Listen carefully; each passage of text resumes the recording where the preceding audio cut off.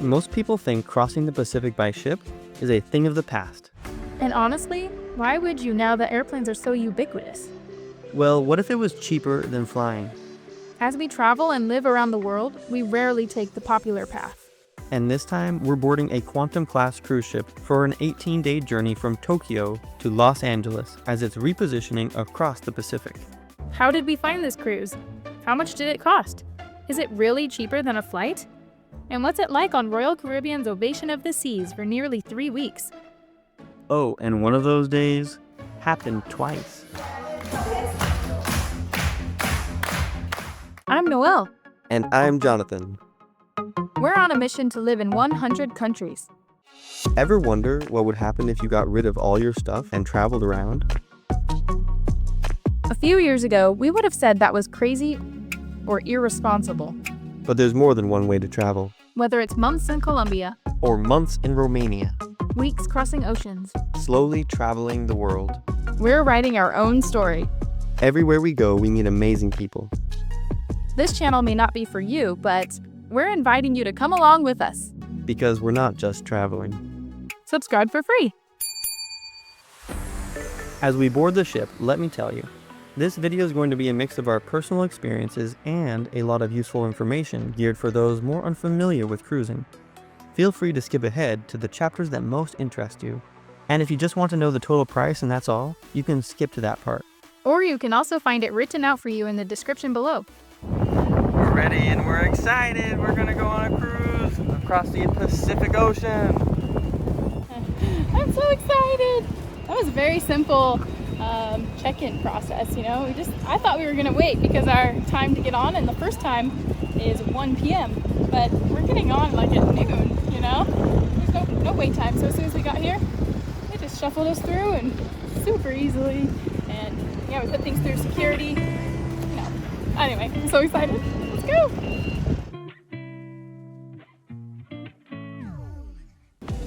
I'm in shock. This cruise ship is amazing. We barely got on. I'm excited to explore. This is super fancy. This is fancy as well. Look at this chair.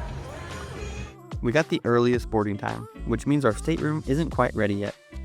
You can have your bags taken to your room for you, but we recommend just doing it yourself.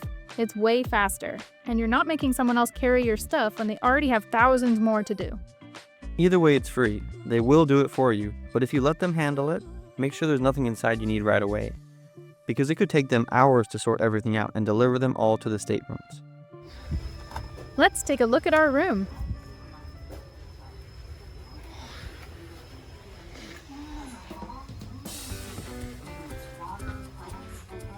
Holy moly. This is the nicest inside cabin we've ever had on a cruise ship. It's so spacious. Are Whoa. you sure this is ours? This looks too fancy. This is super fancy. Look how big this room is. Holy moly. Too fancy, bro. I cannot believe this room. This room is absolutely awesome. I can't believe this is our room. This is the nicest inside room we've ever had. Holy moly. It's like, look at this. Wow. We even have a TV screen hooked up to a live camera feed. It actually looks like a real window on film, but in person, it's obviously just a TV. It's a big sideways TV, and this has a big tall screen, and that's literally the front of the ship. We're looking out on that skywalk. Oh, if you look at it through the bridge. camera, it actually looks real. Whoa! And the bathroom is huge for a cruise ship. For anyone new to cruising, a stateroom is a lot like a hotel room. No laundry machine, no kitchen. And this is an inside cabin, which is the lowest rate you can book. No balcony, no ocean view. But we do have a surprise. We made these custom t-shirts just for the cruise, perfect for making friends and starting conversations. Our debut of our new shirts. Yay! Oh, you can see in the mirror back here. Look. Oh, look at that. Yay! Let's go explore the ship. The Ovation of the Seas is a Royal Caribbean Cruise Line Quantum-class ship, and it's massive. This floating city can carry around 4,000 passengers at double occupancy. served by about 1,300 crew members. It's over 1,000 feet long and spans 16 passenger decks. It's so far down. And there's a bridge and then you can keep going. All those decks aren't just for cabins, though. Multiple levels are packed with lounges, restaurants, and entertainment zones. One of the first things you notice is there are tons of bars on the ship. And yes, there's even a robot-run bar, the Bionic Bar, where robots mix your cocktails. Some bars have live music or quiz nights. One thing to keep in mind, though, while food is generally included on a cruise, soft drinks and alcoholic drinks cost extra.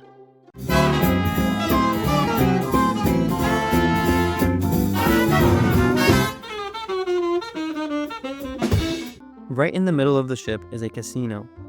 Whoa, this thing? If we hit an iceberg, I know right where I'm going. Seriously though, with all the rocking back and forth, I'm surprised they have this. Up top, there's a running and walking track. Great for taking in the fresh air. I'll just say first that there's islands on both sides of it. There's an island over there, and there's an island over there. A couple actually islands over there. We must be going in between two islands that are very close together. And there's a gym, treadmills, free weights, and machines. A real great thing for staying healthy on the ship. We'll tell you our secret for staying healthy later in the video. The Solarium is a little oasis, adults only, enclosed with wading pools and hot tubs. Perfect spot to chill and relax, or take a nap. We saw lots of people napping here. The ship has an interior promenade walk running along the center, connecting front to back. It makes exploring easier. At the front is the big theater for all the nightly shows. And at the back is the 270-degree lounge, panoramic windows where you can look out at the ocean. They also do bingo, shows, and dance parties right here. It's pretty spectacular. Whoa, this is a cool show. All these TV screens are like part of the show. Neat. There's always something going on. Just exploring the ship is cool. We're gonna see an orchestra, I guess. I guess. Orchestra on the sea. That's pretty good. This place is pretty awesome, I think.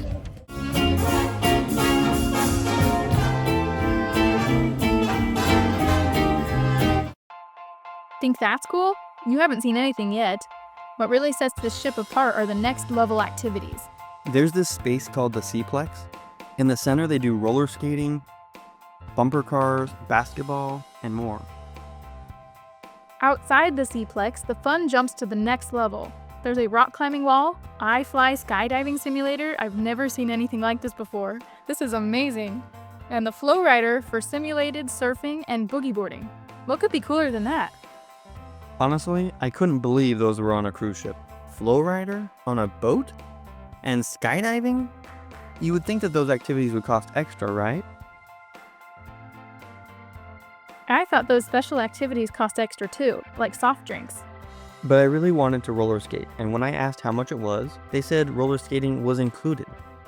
I couldn't believe it. I ran straight to the FlowRider to check the price, and it was free too. Even iFly is free for the first experience. You can pay for extra time if you want more. We are definitely doing everything later. There's plenty of sea days left. Right now though, I'm going to be roller skating. Looking good, Jonathan. Oh no, he's trying to teach himself to skate backwards.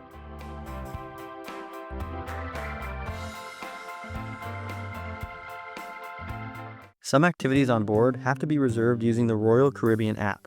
And these days, well, you basically need a smartphone to keep up. Alright, let's talk about the Royal Caribbean app and the internet. All the schedules, activities, and showtimes are in the app now.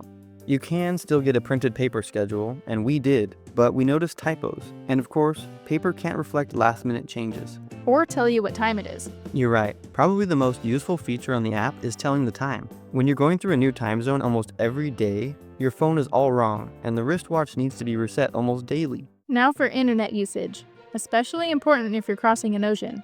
The ship uses Starlink internet, and honestly, it's pretty fast. Since we're digital nomads, we rely on internet everywhere we go, so we bought the internet package for one person, one device. It was $334.99 for the whole cruise, about $19 per day for the basic plan. If you want streaming speeds for Netflix or YouTube, you have to pay even more. But here's something we wish we'd known more clearly before. You can just buy one internet package and share it. Of course, only one device can be connected at a time. But for example, you can log out on your phone and then log in on your laptop whenever you want. That's not very clear on their website, but you can do it, so now you know. And here's a fun little surprise. On our iPhones, iMessage worked without an internet plan. We just connected to the ship's Wi-Fi, and the messages went through. Not sure if that's a glitch or intentional, but it worked. Yes, by the way, everyone can use the ship's Wi-Fi, even without an internet package, but you'll be limited to just the Royal Caribbean app. Now, one important note. The ship's internet doesn't allow VPNs. Does not. We use a VPN everywhere we travel because it keeps our connection private, protects us from hackers, and lets us log into US accounts from other countries. Because it didn't work on the cruise, we were unable to pay our utility bill online for our Airbnb during the entire time we were on the cruise. So that was pretty inconvenient. We had to call a family member to pay it for us. Yeah, I thought it was weird that they didn't allow VPNs. Personally, we always use a VPN, and we highly recommend having one for traveling. You can use any reputable provider you like. If you're curious which one we use, it's linked in the description, including a special coupon, and we'll put a link up on the screen as well. Choose what fits you best, and don't forget to set it up before your trip. Alright, let's talk numbers. How much does a cruise like this actually cost? So the main reason we chose to cruise instead of fly across the Pacific was because we figured it was cheaper for us. So let's see if that's true. The total cost for the two of us came to $2,701.35.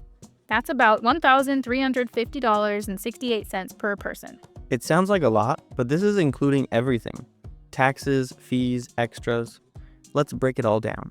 We paid $334.99 for the internet package, $629 for tipping the crew. This is just charged automatically now. You don't need to carry cash or anything.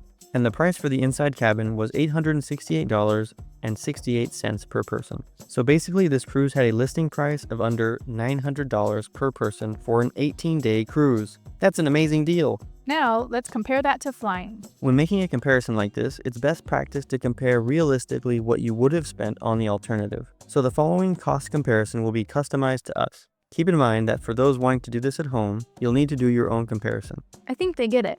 Realistically, a one-way economy ticket from Tokyo to Los Angeles, booked in advance, costs about 54,000 yen, or 370 USD. Factor in a checked bag at $80 and you're at $450 per person. You can see that other days are much more expensive, but we never pay that, so it wouldn't be a fair comparison. Then we consider living expenses. Since we travel full-time on $3,000 per month, that's about $50 per day per person. For 18 days, that's $900 each. Basically what we'd spend eating, staying somewhere, and living day to day if we weren't on a cruise. Added up equals $1,350 per person. Almost exactly the same as the cruise. Less than $1 cheaper. That's pretty interesting because when I did this comparison before booking the cruise, I thought the cruise was cheaper. Maybe the prices on flights have gone down. Yeah, flying technically might be slightly cheaper, but I'd say that the cruise was worth the extra $1. Plus, think about comfort. Sleeping on a cruise is peaceful. No cramped economy seats.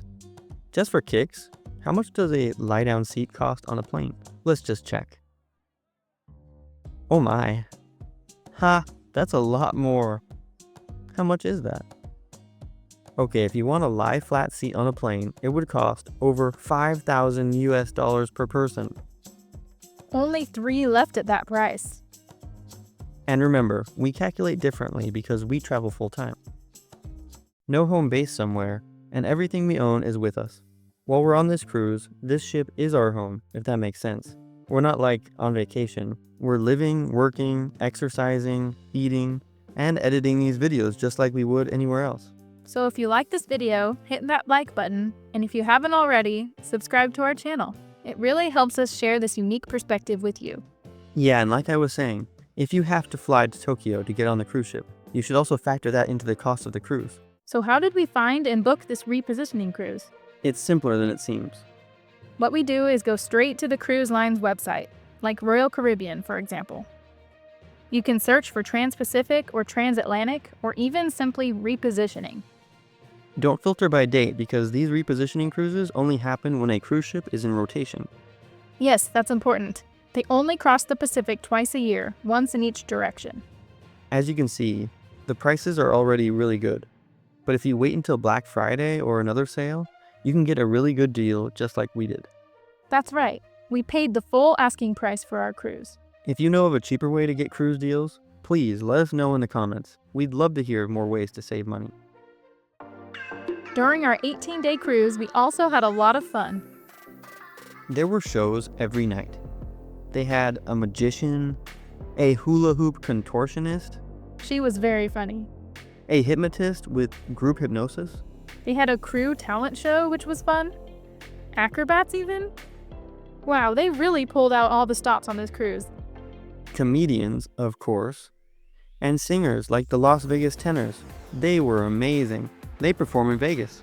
We'll be together with a roof over our head. We'll share the shelter. We were on the ship for 18 days, so we did a lot. We also joined dance classes. The K-pop lessons were a highlight. And thanks to our custom t-shirts, people came up to us all the time, scanned the QR codes on our backs, and we made a lot of friends that way. I really like to dance. So do I.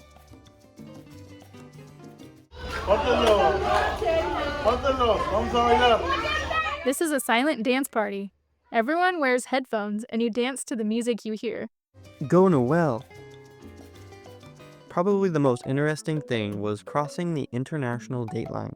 We literally lived the same day twice. That unforgettable experience gave us a new perspective on time. Check out our next video where we dive deep into that phenomenon and what it means. But the most exciting part for me? Learning the FlowRider. I started with the boogie board, and honestly, it was way easier than it looks. Some people are really good at this.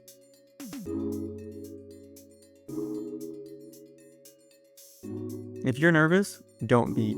It's actually really fun. Then came standing up. This was my first try.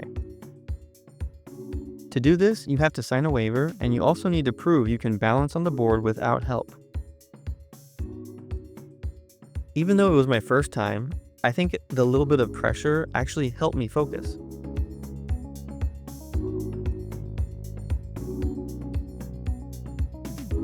They gave me 2 attempts to prove myself, and I nailed it on the first try, earning my wristband to ride the FlowRider with the pros.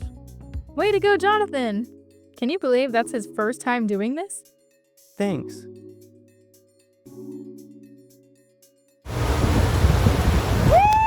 Good job, Jonathan! Now it's time for iFly, simulated skydiving. Basically a wind tunnel in the middle of the ship. It looks pretty intimidating. The instructors are real professionals. Professional show-offs? Just kidding. They're amazing at what they do. First, we have to go through some training. And learn the hand signals you use in the tunnel. Hi. You ready for this? How are you feeling? A little nervous. I've never done this before and it feels a little weird. I bet to like float there and I'll be nervous to come back down, like gravity take you down again. I don't know. I'm excited. It's like skydiving, but in a big tube, in a controlled environment. You could say, you know, I see lots of kids doing it, so it can't be that bad, right? I think it'll be really fun. And Floating. yeah, just floating. It'll be like flying. I mean, who doesn't? I mean, that sounds cool, doesn't it? Then we suit up in these jumpsuits. I'm feeling pretty nervous. Basically a giant onesie. Plus helmets, goggles, and earplugs. All the safety gear you need. Show me the position. Yeah. My experience on the iFly tunnel was amazing. Actually, it was like way different than I thought. I thought I was gonna like get in there and it was gonna be super easy, but actually it's kind of hard, you know. I'm like, whoa. And it was actually fun, and you can't even feel like the instructor there. You don't even really know he's there, except when he like puts his hands in front of your face to give you a hand signal. but you can't hear anything in there. It's so loud, the wind, and you can't even feel him touching you or moving your body. So it's like you have to be in a certain position so that you catch the air, and even just one wrong movement and you could start spinning around, or something. It's pretty cool. I think it's a really cool experience. I'm glad that we did it. It was a bit of an adrenaline rush for me. Like, I got pumped up afterwards a little bit. I'm like, woo, that was fun, like I was a little bit sleepy before. I'm like, oh, nervous, a little tired, but then afterwards I'm like, whoa, I want to do that again. It was cool. We had the ear plugs, and then the goggle things, protection, and a helmet, and a full jumpsuit thing, and flight suit, I guess. And so anyway, that was really, really cool. And it's fun to see people's faces woo, with the wind pushing up, and it's like when you're there, it doesn't feel like they're touching you, or you're just in the position. They kind of tell you how to do it, and you're just like, okay, and you just stay kind of stiff and in the right position, and then you're floating.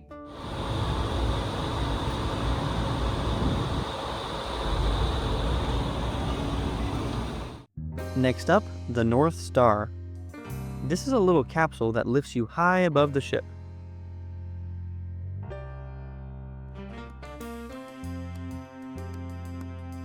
Let's go! We're going up, up, up! Wow, we can even see Osaka from here. I can even spot Universal Studios Japan in the distance. Check out this big red button. What does it do? Just kidding, we didn't touch it. That's the North Star experience. Absolutely worth it. Once is probably enough though. Now let's grab some food. Eating here isn't just a daily activity, it's more like an hourly activity. The food on a cruise ship, honestly, it might be the best part. You can eat as much as you want, as often as you want, and try something new every day. There are tons of places to eat, and most of them are free. Sure, there are a few specialty restaurants that cost extra, but we're sticking to the included options. There's the main dining room where you can reserve a table, or just drop by anytime. Then there are smaller spots around the ship, like the hot dog stand, the pizza place, or fish and chips place. But for us, the buffet stole the show. On other cruises, the main dining room was our favorite. But this time, the buffet blew it out of the water. Sorry, it's just what we think. At the buffet, the staff were enthusiastic every day. The food was themed nightly, with a brand new menu each evening. You could see, smell, and sample everything easily, no fuss. And the eggs? The yolks were the most vibrant orange we've ever seen. We can honestly go on forever about the buffet. Decor, atmosphere, food quality, everything was top-notch. Definitely better than the main dining rooms this time. Some people worry about overeating on a cruise, and yes, that's real. The secret to staying healthy? Take the stairs. Going from the bottom to the top, just using the stairs. The ship has 16 floors, and just using the stairs keeps you moving and feeling energized. Sure, there are elevators, but skipping them is basically like getting a free workout. Or you could just not eat as much. We take our health very seriously. It's important to us. We were reminded of this during our cruise when a few of the passengers had to be helicoptered off the ship. It was a good thing we were still close by Japan. Otherwise, I don't know what we would have done. The ship had to turn around and go back, but we only lost a few hours, and it made up in the crossing. Our cruise had 2 port stops, one near Mount Fuji and one in Osaka. We captured a lot of footage, and we'll dive into all the experiences, sights, and culture in a separate video. This one is already long enough.